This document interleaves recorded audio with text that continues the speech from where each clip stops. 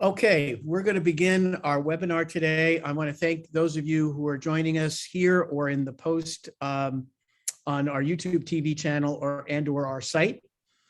We at Hudson Valley Credit Union believe that whether you're in early career, mid-career, or mature career status, making the most of your opportunities and finding new ones as you progress through your career is dynamic and really important to not only establishing a great career, but also establishing a secure financial future.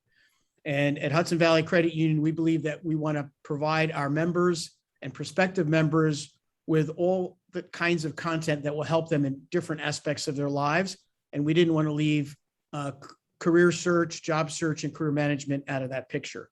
So this is the first of a series of webinars that we'll be doing over time in the career area.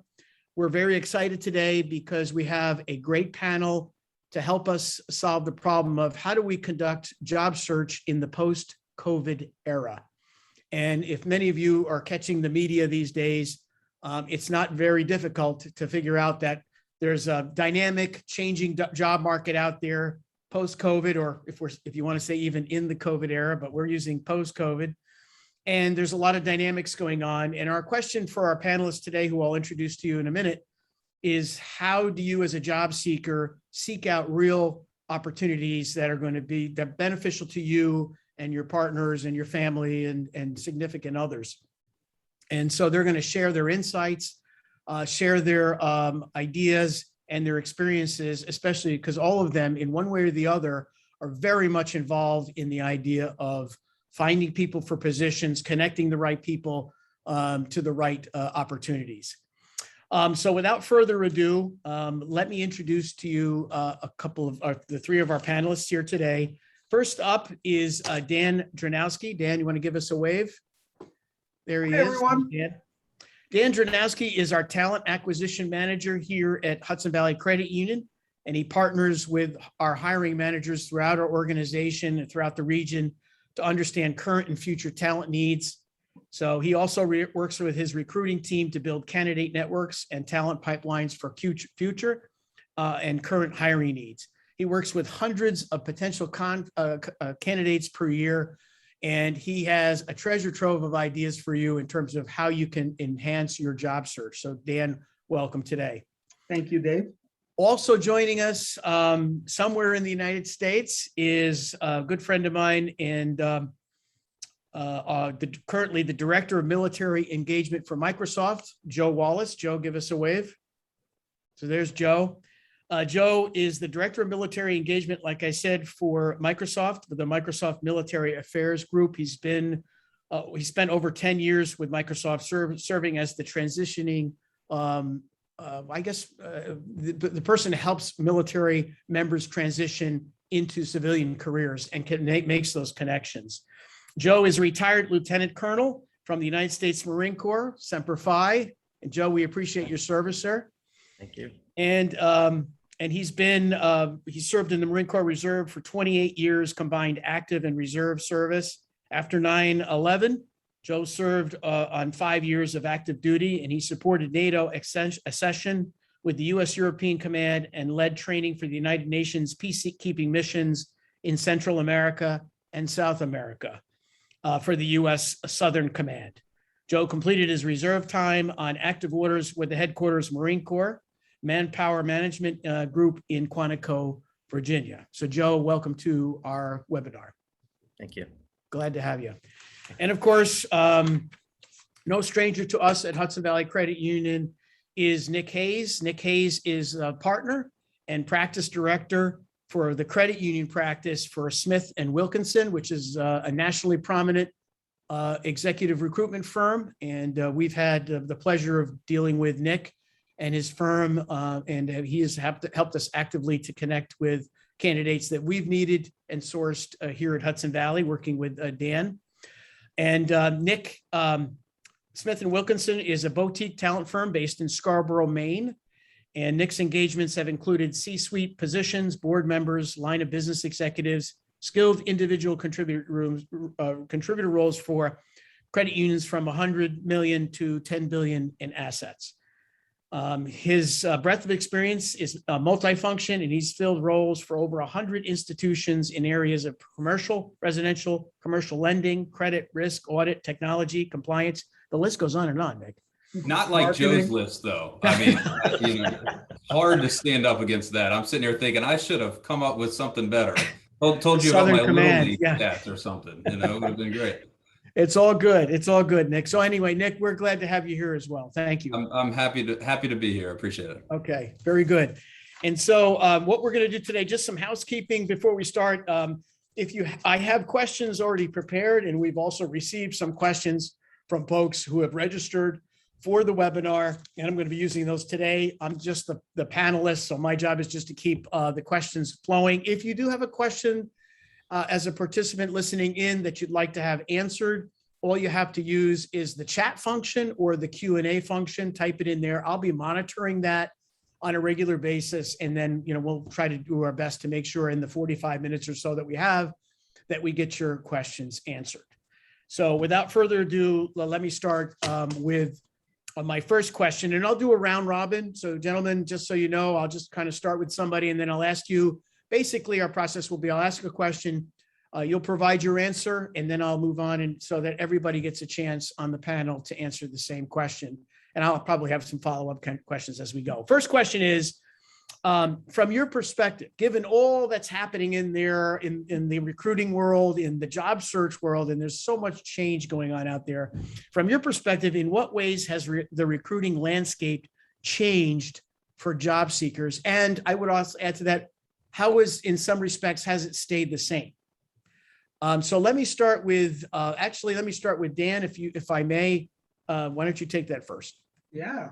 Well, I think the landscape has changed significantly in the last 2 years. I think that it's sort of a candidate's market right now is the way that I would describe it. It's kind of like in the real estate world when it's a buyer's market. I think that candidates have sort of, over the last 2 years, taken a lot of deep thoughts in terms of what they want to be doing in the future. They've really sort of assessed their current career, where they are, the type of work that they're doing, and really, said to themselves, is this really what I want to do moving forward? So there's a lot of movement right now in a lot of different industries. So a lot of people are saying maybe they're a chef or a cook at a restaurant, and they say, I don't really want to do this anymore, and they're out seeking other alternatives. Mm-hmm. I also think that candidates are looking for, in general, more flexibility right now. That's the biggest term I hear when I'm speaking with candidates: flexibility in my lifestyle. Okay, very good. Appreciate that. Thank you. Joe, want to take a stab at that? Your perspective? First of all, agree with Dan. I think it's a candidate's market today. And I'll just speak a bit on Microsoft's perspective in the last few years in recruiting. We were already kind of moving to a virtual environment, especially with the interviews and going to using, a video interview. Cost savings and those sorts of things were something that was already taking place. And a company our size is hiring, 10, 20,000 people annually. So that can add up over time.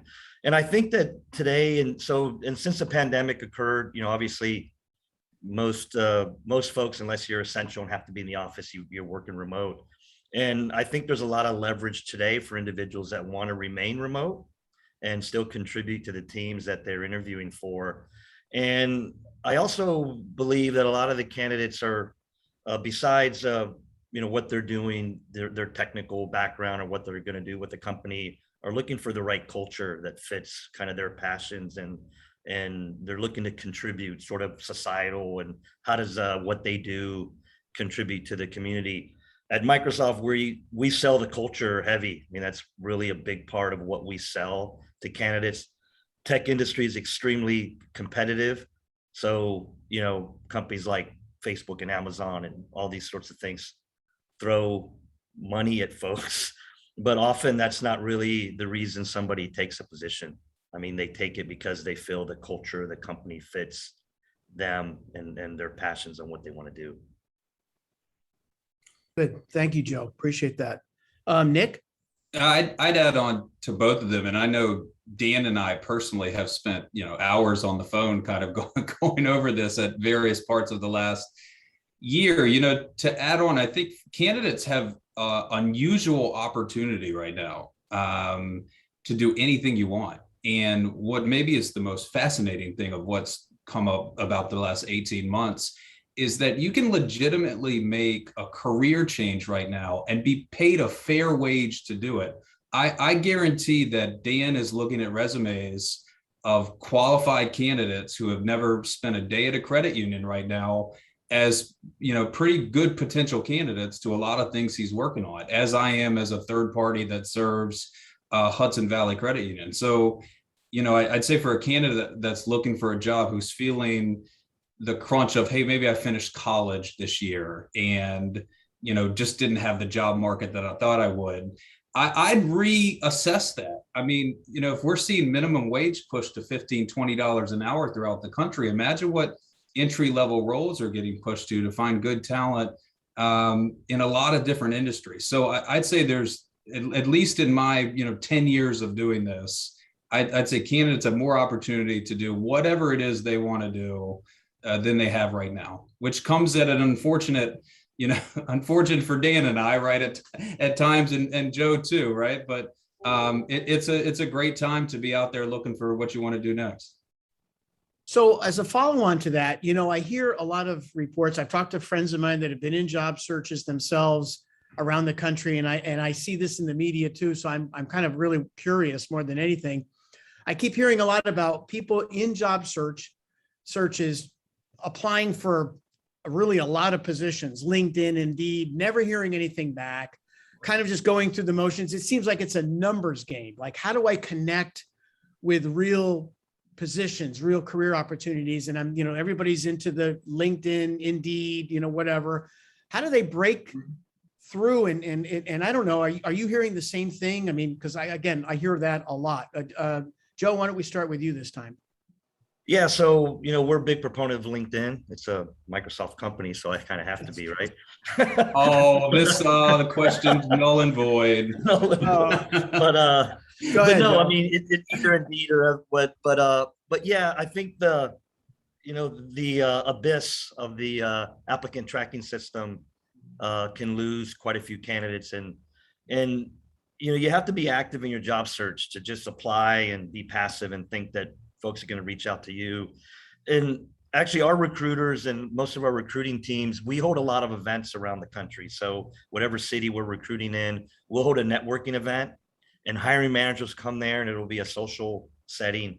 And they really have a much higher kind of rate of finding talent that way than they would of just looking at somebody's paper and having a phone conversation. So we're a big proponent of these kind of interactive events and ways to get the candidates to speak in a different setting than kind of a formal interview. So that's been very successful for a lot of our teams. We do a lot of work in DC. We have a large federal business, and so there's a lot of events there.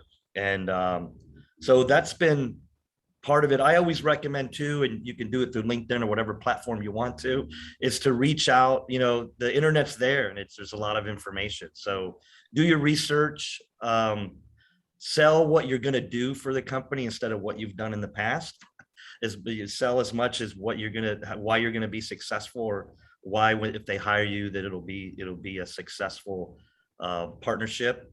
And don't be shy on reaching out to folks that have a similar background to yourself, works at a company, and says, hey, do you have 20-30 minutes for a quick conversation? And that could lead to to an opportunity or lead to the right person. Okay, good. Thank you, Joe. And it sounds like you're saying that you can't be passive. You can't expect to send an electronic resume out into the abyss.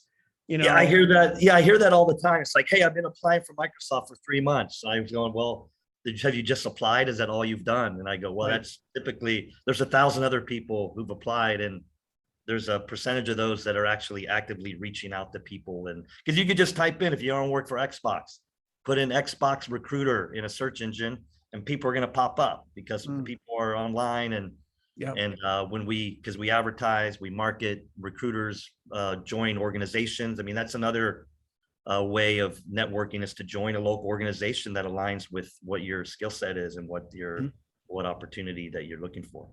Yeah, Very good. I'd add that, part of the detriment to the convenience level that like LinkedIn and Indeed, which are excellent products, provides is the option to one-click apply.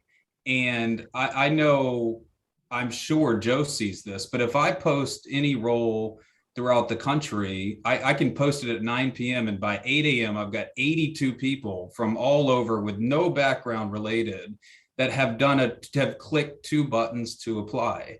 And the reality is that I think if you're seriously looking for a job, you're kidding yourself if you believe that is an effective way to go about it. I tell candidates that your job as a job seeker, first is to treat it like a job, but second is to figure out how to get your resume past to Dan Drewnowski and his team. And if you've simply clicked an Indeed, apply to this, apply to that, and Dan gets a generic LinkedIn, resume, Dan looks at this and says, great, and it goes into a pile, right? And I'm sure the team, looks at it in different ways. But if Dan's team sees a message that says, hey, I want to come to Hudson Valley because of A, B, and C, and this is what I bring, that should get you past the first step at least. So it's really, separating how convenient it is to apply for 10,000 jobs a day these days with, how personal, like bringing some of the personality back to it for sure.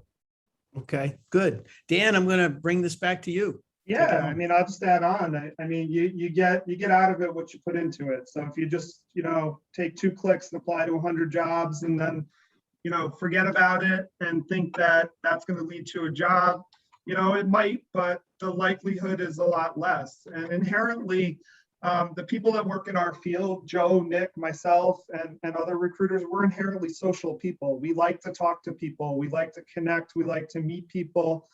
You get a lot out of those interactions. So instead of just applying, if you're on LinkedIn and you can send a message to the recruiter and say, hey, send my resume. I've got some good companies.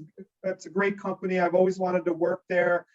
Can you give me 5 minutes of time to talk more about it? The recruiter probably will, and then they're going to remember you and your resume, even if it's the same as 50 others that they're looking at. So really taking the time to do a little bit extra. You really want to try and talk to somebody, either in person, on the phone, electronically, is okay. But, ideally, if you can talk to somebody, that's going to put you in a lot better position. And usually you can. I mean, the recruiters are not hiding their phone number, their information. They're available to talk and they want to talk. I completely agree. I was going to say all of my information, it'd be silly for someone in my job to hide my contact information, right? But these days, adding on directly to what Joe and Dan have said, I'm flattered if I get a LinkedIn message. I'm, pleasantly surprised if I get an email, and I'm shocked if someone calls my phone and says, hey, Nick, I'm curious about a role you've got. Can we take 10 minutes to talk about it?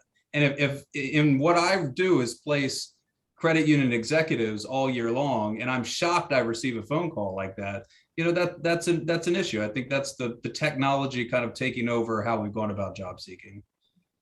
Yeah, and I was having this conversation today that, once you connect with a recruiter and you kind of have built, you've built some sort of relationship, and they're willing to present you to an open position, to a hiring manager, at that point, use that recruiter as your advocate. I mean, that they've presented you, it's sort of, that's a representation of them and the quality of person that they're presenting to the hiring managers and for this open position. So use that knowledge, find out what the hiring manager's like, what's the interview going to be like, how can I be successful in this particular interview? So kind of really leverage that relationship and find out as much information as you can, and always make the conversations productive. What do you guys, what do you do? And those sorts of things are kind of bad starts. Have done your research and at least be able to speak a little bit to that opportunity. Well, that's great because I'm going to summarize a couple of things I heard here for folks. Number one, I think Nick had said this, when you take on a job search, whether you have a position currently or you're, it's always a full-time search. Make it a job, right? And then make it an active search based on what you guys are saying, actively reaching out, making connections. Don't expect just the electronic push to be what to do all the magic. And that's why I guess Joe and Nick and Dan, we hear these stories about, I sent out 200 resumes and I only got like one back. Well, no kidding. And so the other thing I think Joe said, which I thought was salient at the beginning, was sell what you will do for the company that's going to be hiring you, not what you did. And I thought that was pretty important. So just a couple of things I'm summarizing here as we kind of look at the next thing. So let me talk, we've talked about some things already that you're kind of giving job seekers some really solid advice on, what to do. What are some things they definitely don't want to do? What are some common mistakes outside of what we've already discussed that you see job seekers making? And obviously, the point would be don't do these and don't go in that direction. Dan, why don't we start with you? I mean, I think the most common mistake that people have is not understanding or doing their research about the role or the company that they're applying for. So I mean, I look at our industry. I mean, we're a financial services industry. We're all about professionalism and building trust and honesty. That's got to be our brand, right? We deal with people's money. People have to trust the individuals that work here. If you kind of know that going up front, then that's really going to shape how you dress for an interview, the type of language that you use, the way you present yourself, and building on what Joe said, what you're going to do for the company. We hire a lot of people with a customer service background from let's say a retail environment for entry-level tellers. Really, the big difference is the level of professionalism and structure in the work environment in the industry. It's different, and that's the most common pitfall that I see. People don't sort of adapt what they're doing to the type of role or the company that they're applying for. And then, they walk in and it's a bad first impression, and it's really hard to recover from that and get where you want to go after that happens. Yep. Okay. Good points. Nick, why don't you take that one? What do you see as like really one of your pet peeves out there people make mistakes on? So passively, when people reach out to me and say, hey, I've been looking for a job for 8 months and haven't found one.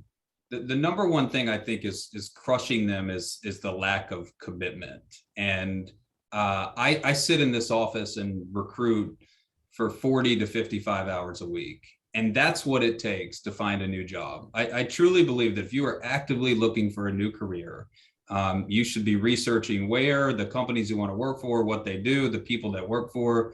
There's a treasure trove of information, as Joe mentioned, through LinkedIn and contacts that you can track. I mean, you can just find so much information these days to reach out to people. But if you're actively looking and you need a job and you stick one foot in the water and then go play golf Monday afternoon, you're not doing yourself a service. And I think that's a harsh reality for a job seeker, especially in a market like this. I believe that at all levels, there are roles open right now, knowing that Dan and Joe in here, and I've got roles at executive levels that I'm struggling to fill. So there are roles out there, but you've got to be out there to get it. The other two, I'll add on to Dan, lack of focus and a lack of attention to detail. We will consistently send candidates. I will have candidates who interview with me who do the call from the car, and it's distracting. It's hard to understand. It's hard to hear. Dave, I know you and I have worked on a lot of Zoom interviews, and I demand my candidates to be in a quiet place at home and not on their cell phone at lunch. So just that, it takes that focus to do this. And then little pieces of attention to detail. If Dan has someone on his recruiting team who's filling an IT analyst role, and the cover letter comes in and says they'd really like to work at Concordia Credit Union in California, that is a problem. And it's a common problem we see of just the lack of basic attention to detail with people. So I'd say slow down and focus on what you're doing and put a full-time effort into it, and treat it like a job. And I think that'll definitely bear results. Okay, very good. Solid. Joe? Yeah, so, it goes without saying that, do your research, kind of understand the role that you're interviewing for, do some research on the people you're interacting with. We typically have what we call an interview loop. So you're interviewing with several people, and, be likable. I mean, with these individuals that you're interviewing with, they're looking at you as somebody they're going to spend their days with, that they're going to interact with and collaborate with on a day-to-day basis and work on projects. So they want somebody that they like. So, I mean, that's just a pretty simple thing, but being likable and getting into a conversation and having passion around that particular company. I always say, if you can't answer why you want to be in this role, then you have a problem right out of the gate. You should be able to answer that, like, why do you want to be in this role in our company, on this team, whatever that might be, and be able to have a good answer about that. Liking video games is not a good reason to go to work for Xbox. So I play whatever, but I hear that a lot. I love video games. I love to work at Xbox. Well, it's a little bit more complicated than that. But yeah, get in a good, and then the other thing too is be positive. To get in an interview and then to have someone begin to speak negatively about a former boss or a situation in their previous company, it kind of sours things typically. So stay positive, smile, get in a good conversation.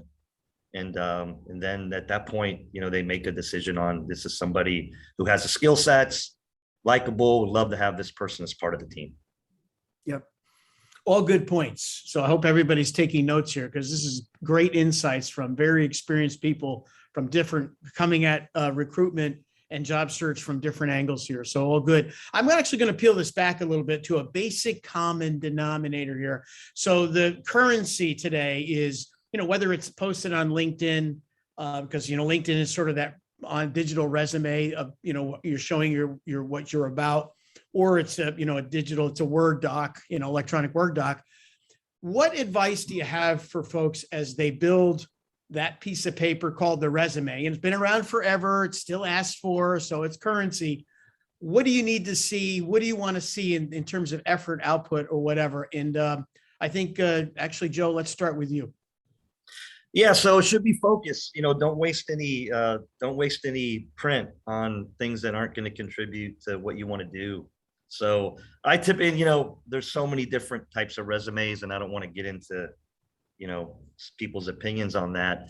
I like to see a summary of qualifications. So, and often, on LinkedIn, and most of our recruiters they use LinkedIn Recruiter.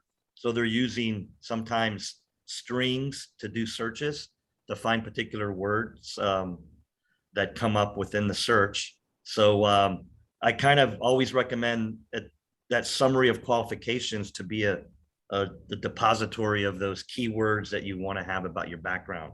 You have a project PMP, or you write code in Python or whatever that might be. And then from that point, put down the different roles that you've had.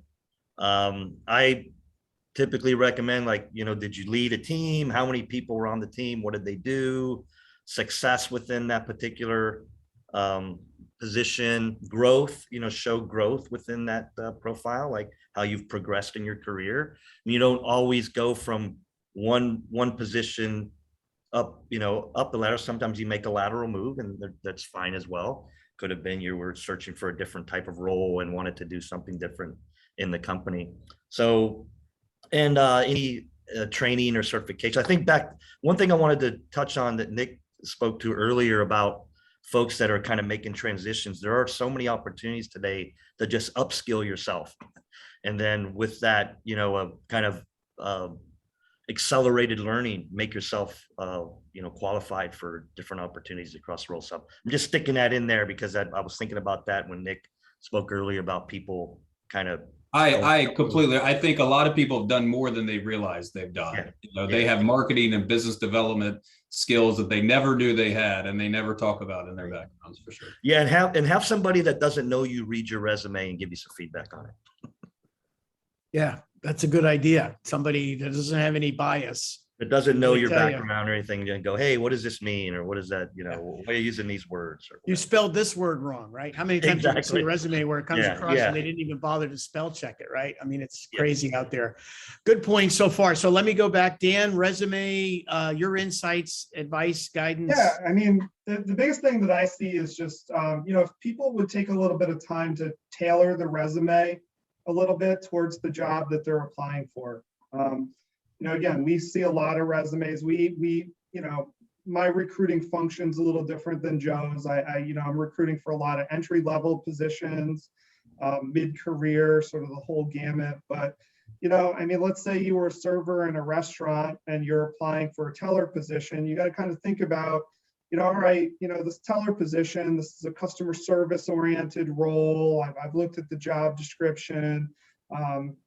They need precision and accuracy. They handle currency. Let me focus on those skills that I got from my server position, at the Olive Garden, because a lot of those skills are transferable into a lot of different roles. But you don't want to focus on skill sets in a resume that are not related to the job that you're applying for at all. If I'm looking for a teller, I want somebody that has a specific kind of experience. I'm going to look at that resume. If the person doesn't have that experience, I'm not going to move forward. I'm not going to talk to them. There's a lot of applicants. So most people, like Nick said, have a lot of translatable skills. They just need to think about how they want to word the skills on the resume for the specific job that they're applying for. You might even have 3 or 4 or 5 different versions of a resume with different action statements for the positions that you've held, so that you can use them in the right place. Okay, good points. I have a question for each of you. Simple answer. Now, I know one of the debates I've heard for years is how many pages should a resume be? I mean, 1 page, 5 pages. I hear people complain about, it's two pages is too little, bring it to 1. Some I get are 3, 3 pages. I don't know. So I just want a quick question here, just a survey. Nick, we'll start with you. How long should a resume be? If you're stressing about how long your resume is, you're stressing about the wrong thing. How's that for an answer? How's that to duck your question? Listen, I think you can overdo it and I think you can underdo it. I think a resume, as Dan said, is a living, breathing organism and has to be, it has to look good and it has to be able to edit all the time for every role that you apply to. And I will guarantee you that Dan's team of recruiters is not reading through all 5 pages of every resume that comes in. And so I just leave it with, I'd always tell a job seeker that your job is to get past step 1, which is through Dan's system and Joe's system, and catch their eye and get to step 2. And that probably happens in the first third of the first page. And so, clear, concise, and I'll add on the resume thing, something that is crushing me is the LinkedIn generic resumes that candidates are now using. So we're getting the massive Indeed and LinkedIn and Microsoft, great product for putting this out, Joe, of course, but we're getting the same introductory emails 50 times a week with the same resume format and the same letter behind them that has nothing to do with what we're doing. Like, I think that's a poor way to do it. So, I clear, concise, to the point, and make sure you stay on top of updating it at every turn of your career. Okay, Joe? Yeah, there's not a set page. I usually say 2 pages is fine. 1, but I think the important piece is what's relevant, what's relevant to your particular job search at that time. Going back 10 years, is what you did 10 years ago really relevant to what you're looking to do today? Probably not. But it could be a piece of the puzzle that makes a difference. So if it's relevant, put it on there. I don't typically like over 2 pages, honestly. So it's just, and as Nick was saying, recruiters take just a quick amount of time to make a decision. It's like, okay, great, boom, next. Yeah. And if they don't see what they want to see quickly, it's time to move on. Recruiters are typically have a lot of requisitions to fill. with a little bit of time, and they make decisions quickly and move on. So that's my advice. Like That's a speed good- dating. Go ahead. And speaking of lots of requisitions, And Dan leaves his recruiters with very We've got a lot of career opportunities, reasonable folks. expectations. we have Yeah, a lot of great, positions right now, but yeah. you know, I think the length of a resume really, you know, depends on what you have to say on the resume, right? I mean, if you're a, 20-year-old college kid looking for an internship, your resume doesn't need to be the same as a 55-year-old that's looking to be a CFO at a major corporation. So there's not a right or a wrong amount. I mean, anything over 2 or maybe 3 pages is, I don't see any real reason for that. But, some people can summarize what they need to summarize in a nice, tidy 1-page document. You shouldn't be ashamed of that. It's not like you're not saying enough because you don't have a 2-page resume.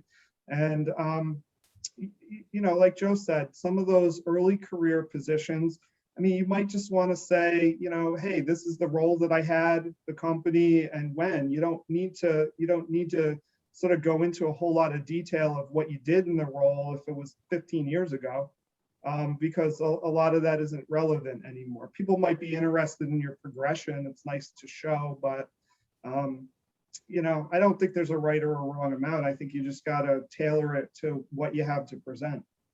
And the key point that you're all saying is be concise, be impactful, be differential, separate yourself from the herd of other candidates by presenting and if you do, as you all said, if you do your homework right and you understand what the position and a little bit more, maybe you go on the company's website, you look at their culture, right? You were kind of saying, do your homework. I think Joe, Nick, and Dan, you're all saying the same, just spend a little bit more time.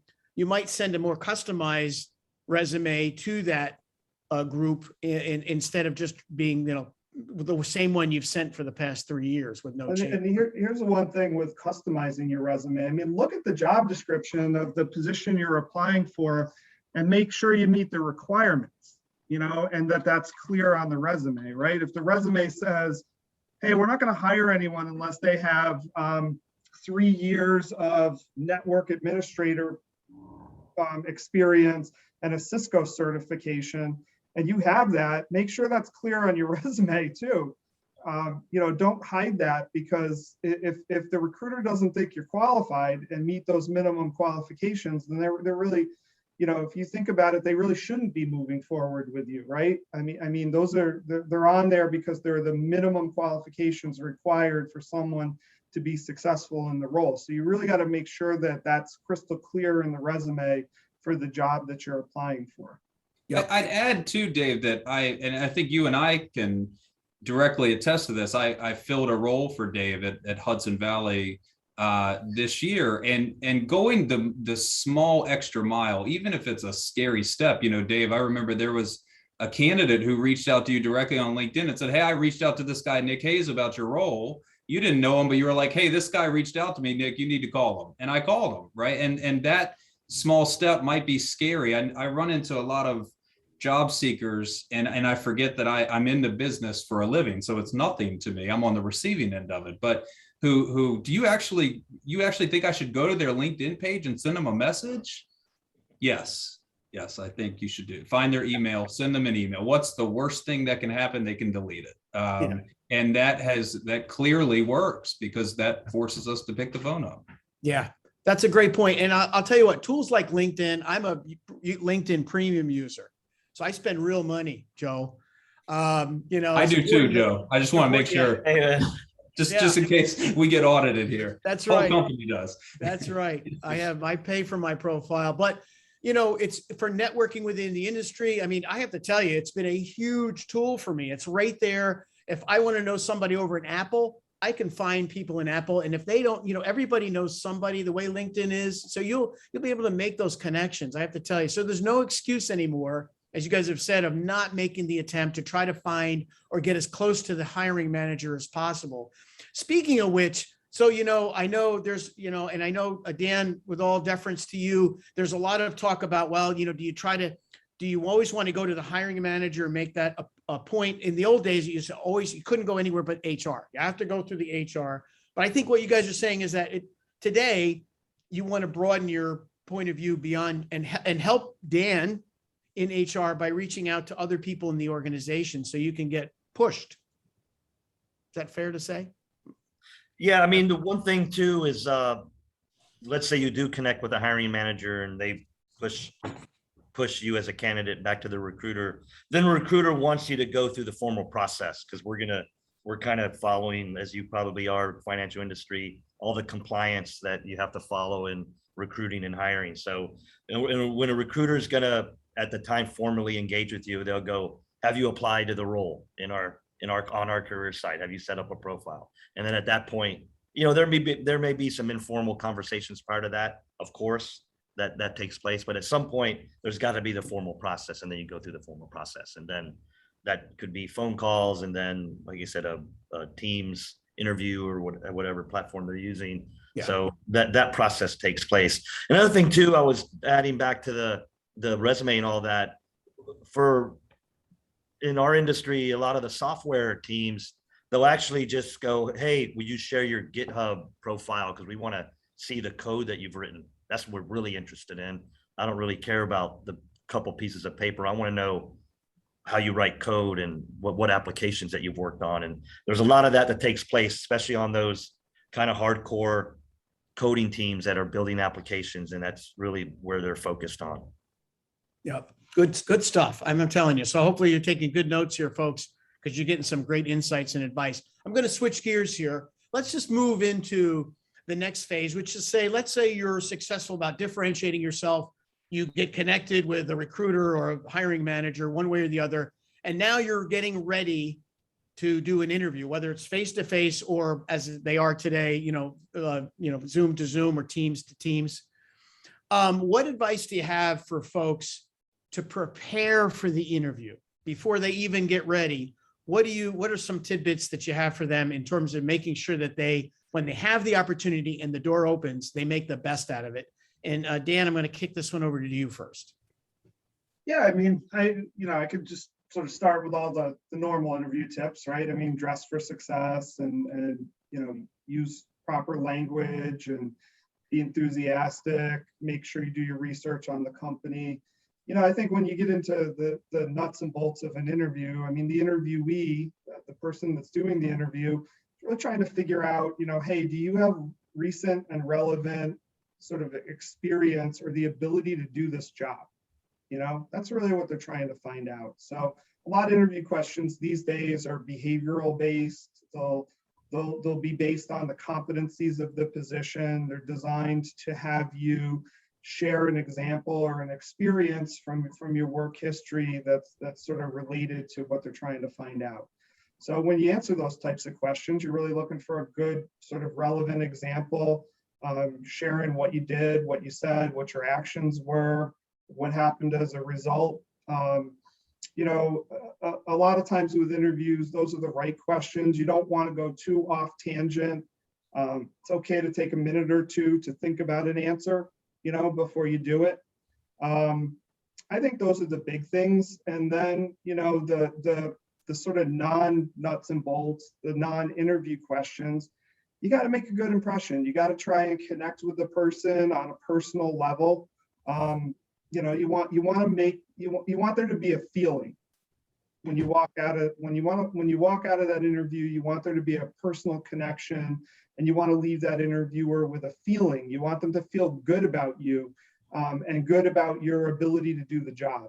And if you're able to leave an interview and with that type of feeling, then it probably is going to be successful.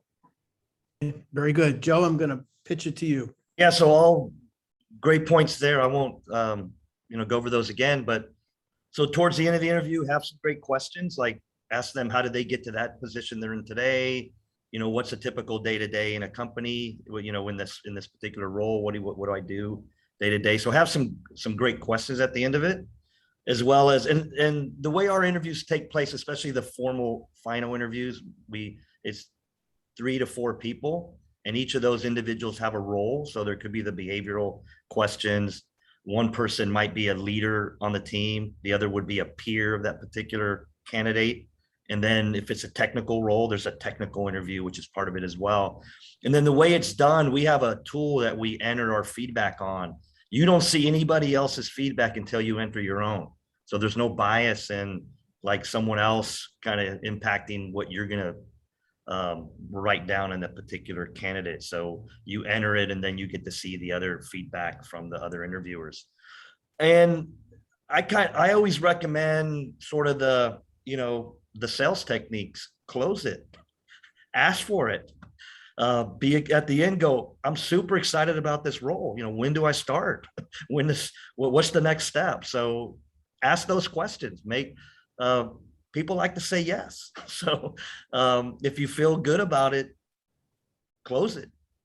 Coffee's for closers, as they say, right? Yes, that's right. One of my favorite movies right That's there. right. Yes, Alec Baldwin. There you go. Coffee. Awesome. Awesome. right. All right, Joe, thank you. And then Nick, you want to take this one home? Yeah, I'd say the first thing I tell candidates who are going to go interview is to figure out why you are there. One of the worst pieces of feedback that I could get from, like a Joe or a Dan on a candidate that I send in the interview is they really didn't seem that interested, or they're unhappy with their boss, or they're just there because they wanted a pay raise. Those are not good answers. And that's one of the easiest and most uncomfortable interview questions these days is, why are you here? And I think that's one thing to prepare yourself weeks before, is to figure out, why you're there, why the company is better, why the role is better. It's okay to be honest about the fact that you got a cold call from someone or saw it online while you were at work, right? But really why you're personally there. Other than that, I'm a big proponent of trying to tell candidates to relax. One of the most fascinating things after facilitating must be thousands of interviews at this point is I tell my candidates, and my hiring managers are probably as nervous or more nervous to conduct the interviews than they are to interview, because it's just not what they do. Your CFO is not an interviewer, he's a CFO. And so once you kind of relax and understand that it's generally can be this really uncomfortable environment, you can have a better meeting when you're not just crazy nervous about the little things you say. And the basics: be clear, be concise, listen, answer the questions. It'll be very obvious if a candidate is over talking, is talking about things they don't have experience in, and then they start circling around. Candidates who revisit points 10 times in an interview, or don't answer questions because they're doing I know this person and I know that person. So clear, concise, and just, I think a valuable interviewing skill is to listen, because if you don't listen to the question, you can't answer it correctly. Great points. And I'm going to throw one in here because I'm kind of a nut on this. I'll share what I did when I interviewed for this position. Dave Dirks is an excellent interviewer, by the way, Dan. I must say, one of the few. I don't know about that, but I will. Thank you, though. No Thank problem. you, Nick. But what I will tell you, though, is really gets me is when I talk to a candidate, and it's apparent to me in the first 30 seconds that they didn't even bother to go on the website to look us up and even understand what we do. I mean, really. And I don't know, Joe and Nick and Dan, you probably run into candidates. You go, did you spend even 5 minutes before you got here? And so, what I've learned over the years is when I came here to my interview, I had a notebook prepared and I do a deep dive. I go to the website, I pull down stuff, I print it, I write on it, I understand, I go and I do research on the industry, what's happening in the credit union industry, what are the pain points? So that when I walk into an interview, and I don't do that in my career very much, I've been here almost 5 years, right? Mm-hmm. And I spent 10 years with JP Morgan Chase before this. You know what? I know I'm able to answer questions and understand as much of the industry as I can. So I come in with a differentiator. I'm not going to be like everybody else. And so I'm a little crazy about it, but I don't know if you guys would advocate something like that, but I kind of go all in. I do the research, come be really prepared to understand the industry. Anybody have any comments on that, or am I all I mean, I'll say, for a role at your level, Dave, I think that's expected, right? I think if you're coming into a higher level executive, vice president in a big company and corporation, that would be expected. If it's an entry level role for a teller, I wouldn't expect that level of preparation. So it really depends on, where people are in the career, what type of job it is, but it certainly doesn't hurt. If a teller comes in and a teller candidate comes in for an entry level position and has done all of that research and is able to use that in an interview, I think that would be pretty impressive. Not expected, but impressive. Yeah. Well, I mean, even if they could show you that they demonstrated they actually took the time, they don't have to do the Dave Dirks crazy, the notebook approach. I call it a playbook, but I get it. Hey, one last question. We're going to kind of wrap this up now because we're coming into the final few minutes of the webinar. I got some questions fielded from some of our folks that have registered. By the way, thank you, Alex. Welcome, Angela, Sharika, a whole bunch of Indira, just to name a few that are listening right now. So here's one question I wanted to ask you guys, and it's a good one. One of the questions was, what is your advice for people from non-traditional backgrounds, such as with gig work experience and certificate programs? So, there's a lot of talk out there. Do you need a 4-year degree? Do you need to have a master's? I don't know where it's at. And each of you might have a different take on this. But so what is your advice for people from non-traditional backgrounds? And then let me start with Nick. Why don't we start with you first? So my first thing, I'll come back to opportunity. I think there's a lot of opportunity for non-traditional backgrounds right now. So the time is now to seek out a role if you are from a non-traditional background. One of the problems I think people from non-traditional backgrounds run into is there is a language translation that we have to do that I really struggle with at times. So someone from perhaps IT who's been working for a government contractor for 10 years wants to come be an IT consultant at a credit union, and they come to me with what they've done, and I don't understand a word they're saying. And so one of the biggest pieces I'd say is try to speak to new industry like you're speaking to an elementary school student sometimes, because that again is perhaps the recruiter level of what you're trying to get into at a certain institution. It can happen, and it does happen, and it will continue to happen.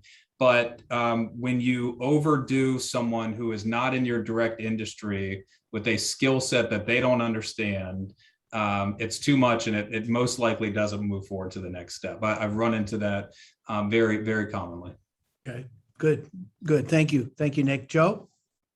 Yeah, so at Microsoft and in the industry, there's quite a few individuals that come in from non-traditional backgrounds. So we do hire, thousands of people annually from college, just direct college hires and MBA programs and things like that. But we hire just as many people that have a tech certification, a nationally recognized either Microsoft certification, whatever certification that might be. And they come in as consultants, they're working with customers. So I think the skill set is just as important as a degree, and I think a lot of non-traditional skilling programs and IT boot camps and these sorts of things, we're hiring a lot of people that they have that skill set to launch a career and then grow on it. We invest a lot of time and effort in training our employees over time. So, you attend conferences, you're training, you're kind of the latest technology as the tech industry changes and evolves quickly. So you have to keep up with that. And we invest in the employees so they can keep up and keep their skill sets kind of on the cutting edge. So that's a really positive aspect of the industry where you don't have to have that 4-year degree. If you have a strong skill set in a particular technology, you can really launch a career. So good. Thank you, Joe. And then we'll bring it home. You can finish up, Dan, with the last words here before you close it up. I think, gig work can run the gamut, right? Somebody could be an Uber driver. They could be a personal shopper at a grocery store. They could be a consultant. So I think with gig work, and certificate programs, it's really about just showing the recruiter and the job you're applying for, what skills do you have? How do they relate to the job? And, how does it help you to be able to do this job in the future. You know, if I'm a recruiter and I'm looking for a particular position, doesn't matter to me whether you went to college or you worked at a traditional employer. What matters to me is, have you learned, do you have the skill set to be able to do the job? So really, I think a lot of it is just translating that on paper, you know, what have you actually done and how does it relate to the job? Okay, and I Now, would be listen, don't remiss- go quit Go your ahead. college degree all of a sudden. You know, that's Right. not what we're advocating. How, you know, education is key. However, there are opportunities to be employed while you work on that. Yeah, and maybe it's a bridge to get a degree that your employer, I'm sure Microsoft, I'm sure Nick, you know, companies, our credit union, we encourage people to get degrees and, you know, to keep moving on. And we have our own, we've launched HVCU University, which to Joe's point, we spend time training, as a lot of companies do, and offering that. And I would be remiss here as I close it out to give Dan an opportunity, because we here at HVCU, we're a large credit union. We're one of the largest in the region. We're about 6.4 billion, which is large for a credit union. We have many positions and many career opportunities throughout our organization that are open. And I know we've gotten some great incentives in play right now. So if you're looking for a great opportunity and you're looking for a career and you're looking for, you know, a level of professionalism that will help you kind of propel your professional life as well as your financial life, I think you want to take a look at Hudson Valley Credit Union. And Dan, I'll give you a last lick there in terms of anything you want to add to that. Yeah, come work with Dave and me. It's a great time. Great time for people who are looking for you know, a new career, to get into a new industry. You know, I've worked for this credit union for 15 years. I absolutely love it here. We're integral in the community. We promote a lot from within. We have great benefits. It's just a great opportunity to start a career. We have success stories. We have posters up in the organization of people that we've hired as tellers that are now our CFO.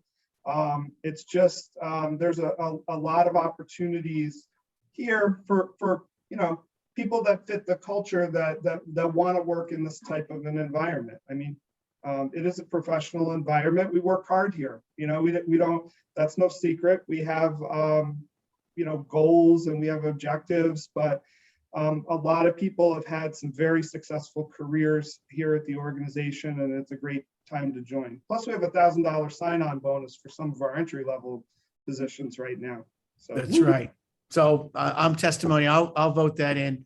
Anyway, folks, if you're interested in checking out any career opportunities or want more information about Hudson Valley Credit Union, just go to hvcu.org. That's hvcu.org and check it out. I just want to thank our panelists today, Joe Wallis from Microsoft. Thank you, sir. Nick from Smith and Wilkinson, and of course, our very own Dan Drewnowski from HVCU Recruitment. Thank you, gentlemen, for taking your time today to share your insights. This was packed jammed. It's an hour of a lot of great insights to really get your job search on track. Thank you, gentlemen, so much. Thanks for Thank having you. me. Appreciate Thank it. you very much. Thank you. All right.